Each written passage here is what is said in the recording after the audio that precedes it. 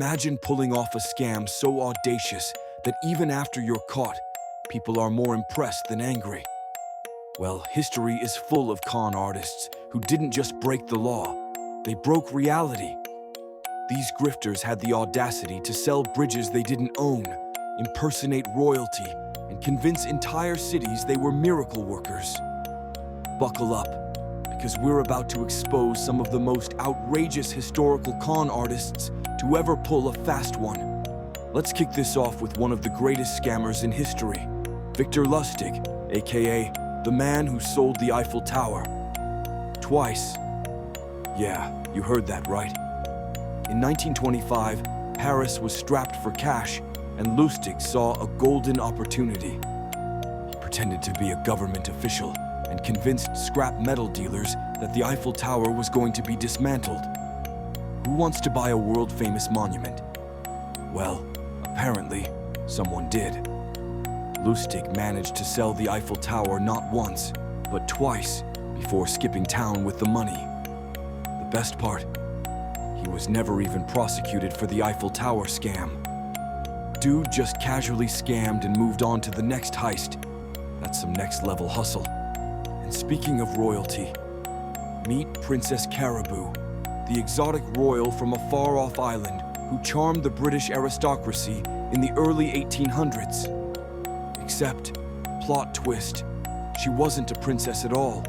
In fact, she wasn't even from a foreign island. Princess Caraboo was actually Mary Baker, a cobbler's daughter from Devon, England. She dressed in strange clothes, spoke a made-up language, and claimed to be from the island of Javasu. The British elite, desperate for some excitement, totally fell for it. For months, she lived in luxury, until someone finally recognized her from her hometown. When her scam was exposed, instead of being outraged, people were more like, "Well, that was a good show, Mary. Good effort." Hey, why stop at royalty when you can impersonate an entire government? Enter Gregor MacGregor, the man who invented a country. In the early 19th century, MacGregor convinced hundreds of investors that he was the ruler of a made-up Central American paradise called Poye. He sold land, government bonds, and even titles to this non-existent kingdom, claiming it was a tropical utopia. The problem? When people arrived, they found out Poye didn't exist. Oops. Many died, but MacGregor? Oh, he escaped punishment and retired rich. Somehow, faking a country and fleecing an entire nation's worth of people was just a minor setback for him. Now let's give a shout out to Anna Anderson, the most famous Anastasia Romanov imposter. After the Russian royal family was executed in 1918, rumors swirled that Anastasia, the youngest daughter of Tsar Nicholas II, had survived.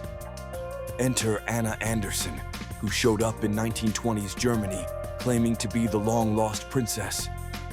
For decades, she convinced several people she was indeed Anastasia, gaining sympathizers and, of course, some financial support. It wasn't until DNA testing in the 1990s that the truth was revealed. She was actually Franziska Szankowska, a Polish factory worker. Still, she managed to stretch her royal con for almost 60 years. That's commitment to the bit, folks. What's the moral of the story here?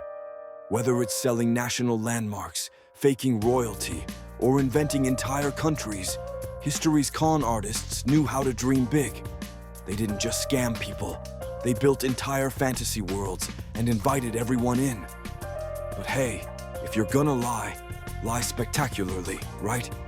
If you loved hearing about these wild scams, hit that like button, smash subscribe, and drop a comment below about the most outrageous con you've ever heard of. Who knows? Maybe there's another Eiffel Tower out there waiting to be sold.